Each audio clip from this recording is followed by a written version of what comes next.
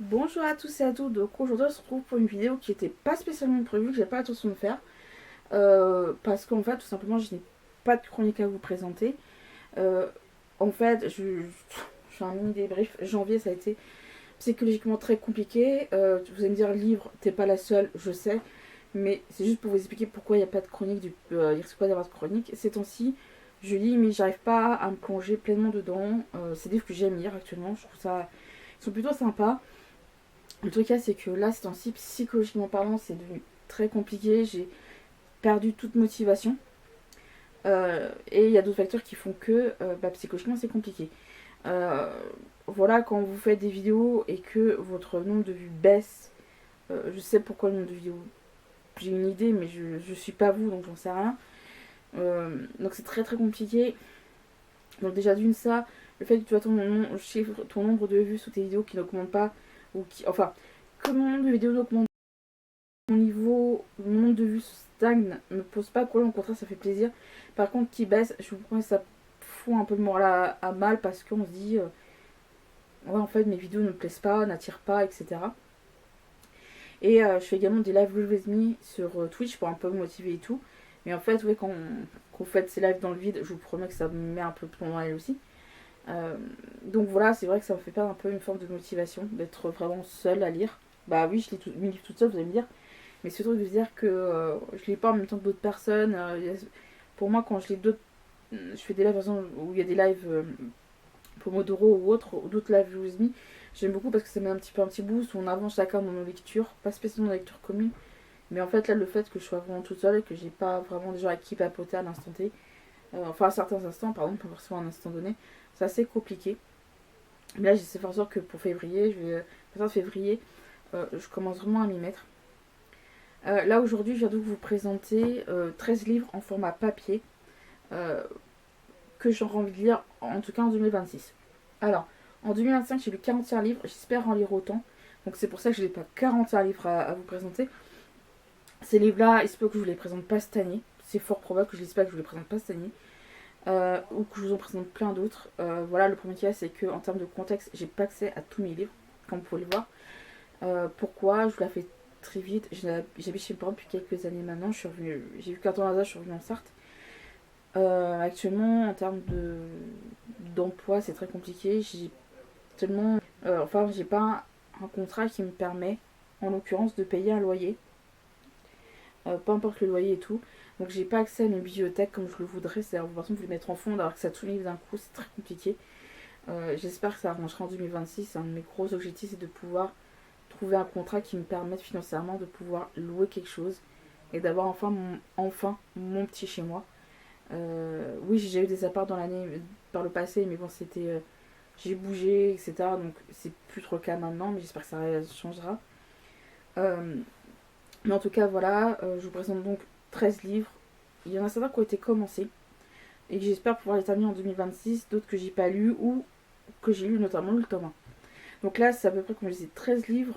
Voilà, il y a soit des premiers tomes, là il y a une trilogie et autres, donc j'espère pouvoir vous les présenter cette année en 2026.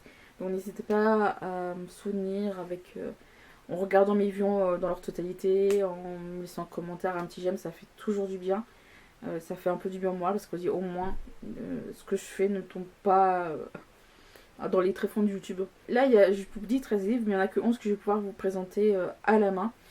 C'est dans un premier temps les tomes 3 et 4 de Cold Case Academy, donc de Jennifer Lee Barnes.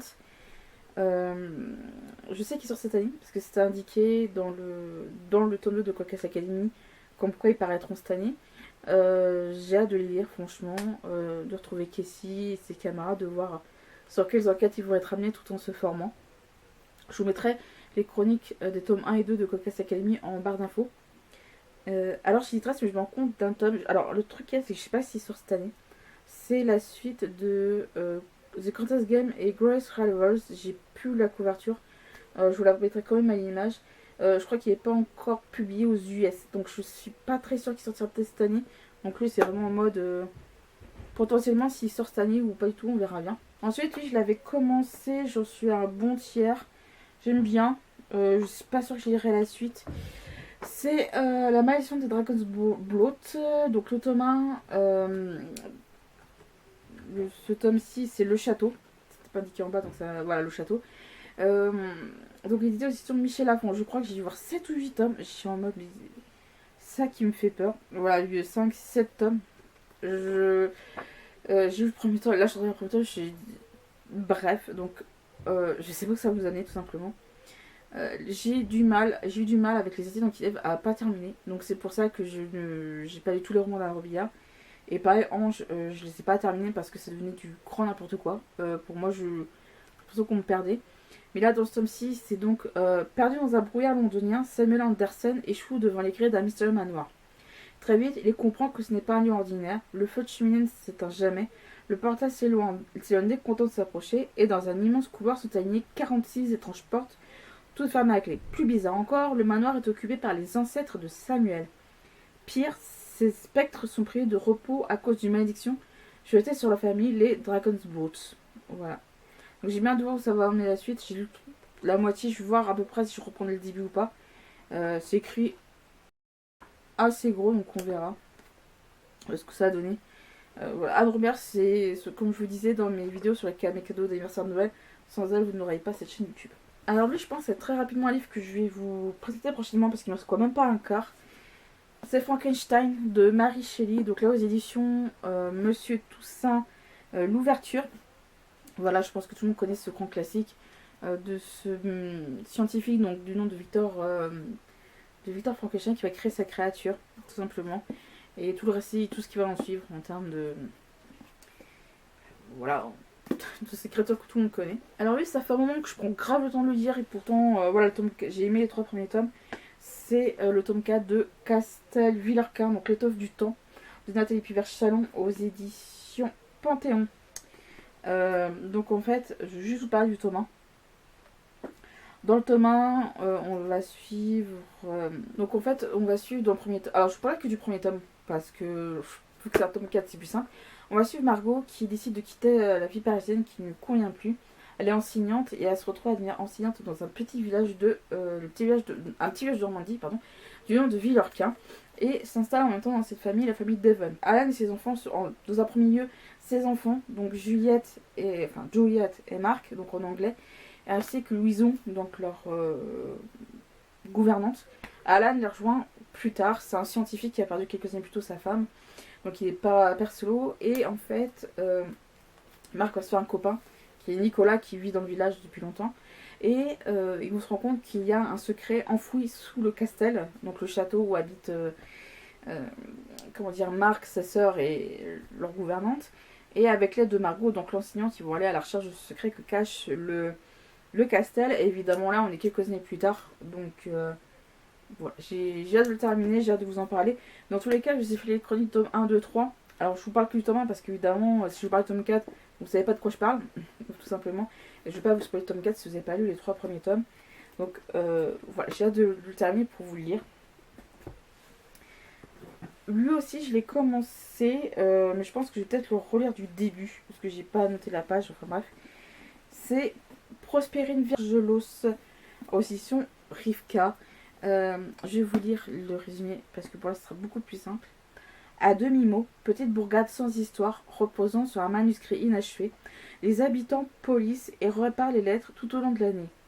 Mais Prospérine virgule point, qui ne fait jamais un comme les autres, préfère bichonner ses trompettes à pétales plutôt que de faire fleurir l'empire des points et des virgules. Tout bascule un beau matin lorsqu'elle découvre un corps à l'intérieur de sa boutique. Accompagné d'Honoré, un citadin passablement exécrable, et de son frère, champion de plongée littéraire, Prospérine va devoir fouiller parmi les secrets les plus enfouis de la capitale pour sauver Demi-mot. Et si tout était lié à ces mystérieuses phrases sans fin, laissées en suspens par l'auteur. Ouais. On va bien voir. C'est un livre qui est illustré, donc ça donne vraiment plus qu'envie. Qui est illustré de plusieurs façons, donc j'ai hâte de vous en parler aussi. J'en veux parce que j'ai lu, ça m'a pas. Au début c'était un peu hardcore à lire, il fallait vraiment suivre. Mais là je pense que si je le prends vraiment de zéro, ça va permettre vraiment de mieux me replonger dedans et de mieux, je pense, comprendre ce que je lis. Alors on va parler d'une trilogie. Alors cette trilogie-là, je l'ai achetée début janvier. J'évite depuis un moment d'acheter des livres. Et je me suis mis un challenge. Je vais faire un petit aparté. Je me suis fait un challenge cette année. celui de quand j'ai fini un livre de mettre 10 euros dans une boîte. Voilà, je sais que si par exemple je relis une quarantaine de livres comme cette année, comme l'année dernière, pardon, ça fait 400 euros. Ça paraît rien, ça paraît beaucoup. Ça paraît beaucoup et rien à la fois. Et je me dis que par exemple pour la fin d'année, me faire vraiment un vrai gros plaisir, ça me ferait pas de mal. Mais là en fait, c'est que ces livres-là, je pouvais pas vous les présenter dans ma vidéo sur mes cadeaux d'anniversaire de Noël. Pourquoi? Mes parents sont allés début janvier chez de la famille du côté à mon père. Ma grand-mère m'a donné via mes parents, enfin 30 euros. Et avec les 30 euros, je me suis donc pris la trilogie en entière dans la même édition. J'avais déjà le tome 1 dans ma palle, donc même si sur le livre de poche, donc avec la couverture du film, parce que ça c'était adapté en film. Et là je me suis dit, bah autant prendre les 3 d'un coup pour avoir vraiment une suivi en termes de qu'on est dans une bibliothèque et tout, puis les couvertures sont très belles. Je vois pas le Momotte, que je vous en parle souvent, a elle aussi adoré les couvertures. Au moins, je les ai. Voilà, je sais que le tome 1 que j'ai avec aussi son livre de poche, je pourrais l'offrir à quelqu'un ou mettre dans une boîte à livres. C'est la trilogie des gemmes de Chris Karsten Gear, donc l'édition Bayard. Donc vous avez Rouge Rubis, que j'ai commencé d'ailleurs et que pour l'instant j'aime bien. J'ai pas lu grand chose du tome 1. C'est donc, j'en suis à la page 30, voilà, sur un peu moins de 350 pages. En gros, on va suivre Gwen, c'est Gwendoline, qui a 16 ans, qui est donc dans un lycée privé à Londres. Dans sa famille, il y a généralement une personne, une femme, qui se retrouve à devenir entre guillemets un rubis, c'est-à-dire vraiment une personne qui peut voyager dans le temps. Et apparemment, cette personne qui serait destinée, ce serait sa cousine Charlotte. Elle a été, sa cousine Charlotte est formée pour devenir cette voyageuse temporelle. Et en fait, ça se manifeste comment par des espèces de vertige ou des trucs comme ça. Et donc, un jour, Charlotte se retrouve à avoir ces symptômes-là en classe. Charlotte va la raccompagner, Gwendoline va la raccompagner chez elle. Sauf que ce même jour, sur le tour du midi, Gwendoline vit cet instant où elle se sent pas bien. Elle a un Hawker qui apparaît comme ça sans comprendre pourquoi. Et en fait, de ce que je comprends dans le résumé, c'est en fait Gwendoline qui se rubis. Elle n'est pas formée, elle se retrouve à être arrivée dans une autre époque. Elle devra évidemment s'habituer non seulement à comprendre comment fonctionne son pouvoir, etc. Et aux règles justement, rien à préparer au voyage dans le temps et aux règles à la société secrète qu'elle intègre. Parce que moi c'est sa cousine Charlotte. Et en plus de ça, elle va se retrouver avec un jeune homme du nom de Gideon, donc qui va donc l'accompagner dans ses missions, parce qu'elle va devoir accomplir ses missions de ce que je comprends. Et donc il est odieux, arrogant, et c'est le plus beau garçon qu'elle ait jamais vu, tout siècle confondu. Donc en fait, apparemment, il va y avoir une sorte de quête et tout à travers les différentes époques. En tout cas, c'est ce que j'ai compris du tome 1 et du résumé et de ce que j'ai lu pour l'instant. À voir ce que ça va amener. Et évidemment, si j'aime toujours autant, je vais pouvoir lire le tome 2, Bleu Saphir. Donc voilà, je vais pas vous parler du résumé du tome 2 pour pas vous spoiler, pour pas me spoiler trop moi non plus. Et j'ai également celui qui est le plus épais, le tome 3, Vert Émeraude. Les couvertures, mais elles sont sublimes. Moi je les trouve parfaites. Elles sont bien amenées. Je pense que c'est pour ça que j'ai décidé de prendre les 3 d'un coup. Parce que comme je disais, j'ai donc ceux du livre de poche avec les films, pardon. Couverture des films. Mais là, je trouve ces couvertures tellement belles. Alors je pense qu'il y a l'effet, faut faire vendre, logique. Ces livres-là ont 15 ans de mémoire. Parce que ces livres-là ont fait un petit tabac sur Booktube il y a, au tout début quasiment. Alors oui, 2014, édition Milan pour la traduction française. Donc voilà, donc c'est assez vieux, donc ils ont une bonne dizaine d'années. Mais en tout cas, le fait que j'ai les 3 comme ça va être plutôt top. Et ce que j'ai vu, c'est que c'est traduit de l'allemand. Donc ça vient de l'allemand, c'est une saga allemande. Je sais pas si ils ont été édités en Allemagne. Moi qui me remets doucement à l'allemand, je pense que ça peut être vraiment vraiment chouette. Mais en tout cas, j'ai vraiment hâte de les lire. Et je pense que vu si j'aime tant, bah, je pense que ça va être très rapide. Vous aurez, je pense, une petite trilogie qui sera présentée cette année. Est-ce que ce sera The trilogie de l'année 2026? Je sais pas du tout. Je vous en avais parlé dans ma vidéo sur mes cadeaux de Noël et d'anniversaire. Je vous avais dit que je l'avais déjà en grand format, mais que je l'avais repris. Je pense que je vais vraiment le lire pour vous le présenter. C'est le tome 1 de La Ville sans vent d'Éléonore de Villepoix, donc aux éditions Livre de Poche. Donc il y a 2 tomes, celui-ci puis un autre, qui est donc que que j'ai pas sous la main. Je vais vous relire le résumé pour ceux que ça intéresse. À 19 ans, Lastianax termine sa formation de mage et s'attend à devoir gravir un échelon du pouvoir. Quand le mystérieux meurtre de son mentor le propulse au plus haut niveau d'Hyperborée, son chemin semé d'embûches politiques va croiser sur Darka, une jeune guerrière à peine arrivée en ville et dotée d'un certain talent pour se sortir de situations périlleuses. Ça tombe bien, elle a tendance à les déclencher. Lui recherche l'assassin de son maître, elle le père qu'elle n'a jamais connu. Lui un avenir, elle a un passé. Pour déjouer les complots qui menacent la ville sans vent, ils vont devoir s'apprivoiser. Je me souviens même plus de... Enfin, j'ai dû lire, je crois, un quart du bouquin. Je sais même plus de quoi ça parle, de ce qui se passe. Donc, je crois que je vraiment démarre sur de bonnes bases. Alors, lui, ça fait belle joie que je l'ai. Alors, je suis désolée, la couverture, elle a quasiment pas disparu. C'est Pandore, Suzanne Stockett Chapman aux éditions Michel Lafon. Certaines portes sont fermées pour une bonne raison. Je crois que c'est une revisite du mythe de Pandore. Je vais vous lire le résumé. Ce sera beaucoup plus simple. Il y a un soupir soudain, un frisson, qui ne provient pas du fond de la pièce, mais de l'intérieur du vase, et Dora entend tout à la fois son appel de sirène, son plaidoyer ténébreux. C'est le chuchotement des vagues, la musique du chagrin, et elle ne peut pas résister.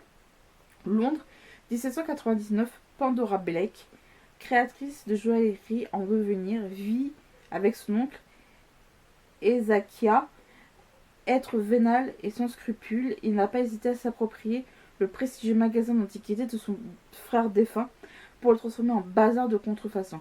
Et comment expliquer qu'un vase antique parmi d'autres rende soudain Ezakia si nerveux, et Pandora était la seule capable d'en soulever le couvercle. Pour en avoir le cœur net, la jeune femme va enquêter, quitte à déterrer les secrets de sa propre famille. Une créature flamboyante du mythe de Pandore. Donc voilà. Je sais pas ce que ça a donné, je crois que je l'ai aimé parce que la couverture me plaisait beaucoup. Dommage, c'est que la couverture, bon, il y a des aspects de comme vous pouvez le voir sur le reflet. À voir, j'aime bien généralement la mythologie grecque comme beaucoup de gens. À voir ce que ça vaut vraiment. Les deux derniers que je vous présentais, je vous ai déjà présenté les deux mains en 2025. Les tomes 1 en 2025. J'espère pouvoir lire les tomes 2 là pour terminer l'idéologie. Voilà, on peut terminer ce qu'on peut terminer en série et tout. Dans un premier temps, ça va être le tome 2 du Secret de l'Enchanteur. Donc là, l'émeraude d'invisibilité. Dans le tome 1, on va suivre en fait Maë qui a 12 ans et elle doit faire un devoir d'histoire sur ses origines, et son arrière-grand-tante lui donne une boîte où en fait il y a des bijoux, des objets de famille, et dedans une montre à gousset qui ne dit pas de 1 à 12 mais de 0 à 98, 96, et en fait son arrière-grand-tante n'arrive pas à l'utiliser, son meilleur ami Raphaël n'y arrive pas non plus, mais elle va tourner la petite encoche qui fait que quand, en fonction de où se trouve l'aiguille, soit Maëvi, soit rajeunit. Ce qui va ramener l'ordre des enchanteurs à vouloir mettre la main dessus. Donc avec ses amis, elle va devoir chercher évidemment l'émeraude d'invisibilité. Et là, j'ai hâte de vous le lire parce que vraiment c'était le tome 1, j'étais à fond dedans. Voilà, musicienne que j'étais et moi qui suis fan de musique, j'ai vraiment hâte de vous le présenter. C'est évidemment le tome 2 de La tisseuse de mélodie de Sarah Abbasi chez Nathan. Chez Hachette, pardon, pas Nathan. Donc en fait, dans La tisseuse de mélodie, dans le tome 1, je ne vais pas vous parler de tome 2 parce qu'évidemment, je ne vais pas vous spoiler. On est à Solvara et en fait, on suit Shona qui est une tisseuse de mélodie. Tisseuse de mélodie sont 50 jeunes femmes de 7-9 ans jusqu'à 25 ans qui ont reçu un don du dieu Sol de voir l'avenir et à le transmettre. Évidemment, elle ne côtoie pas le monde extérieur, voilà.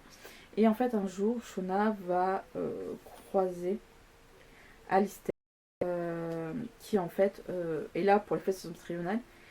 Sauf que, suite à l'accident,